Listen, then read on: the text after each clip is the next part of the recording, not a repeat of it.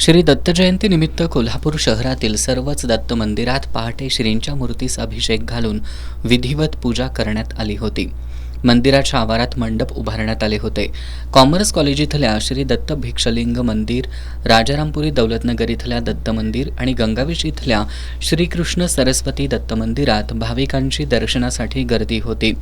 दिवसभर भजन, कीर्तन, होम हवन, वाचन, पठण, प्रसाद वाटप आदी कार्यक्रमांची रेलचेल होती.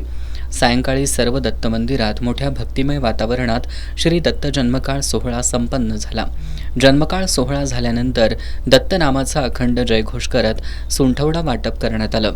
यावेळी भाविकांची मोठी गर्दी होती.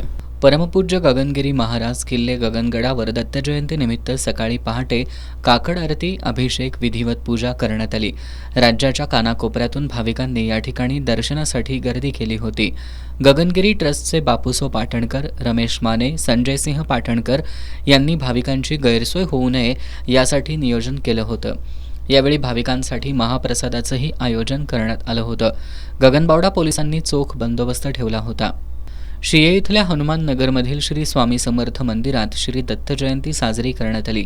श्री स्वामी समर्थ महाराजांची पूजा मंदिराचे पुजारी विनायक जोशी यांनी बांधली. यावेळी श्री स्वामी प्रतिष्ठानच्या वतीनं भाविकांना खिचडीचं वाटप करण्यात आलं.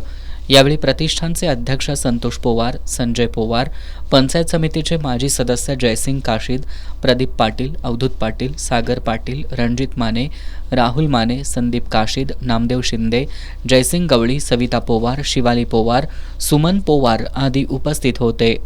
राधानगरी तालुक्यातील खिंडी भरवडे, शेळेवाडी, गुडाळ, आवळी बुद्रुक, अणाजे, कसबा तारळे, मोहडे, कसबा वाळवे, चांदेकरवाडी, पिरळ आदी गावांमध्ये तर करवीर तालुक्यातील निगवे, खालसा, कावणे, चुये, वडकशिवाले, म्हाळुंगे आदी गावामध्ये दत्त जयंती मोठ्या उत्साहात साजरी करण्यात आली.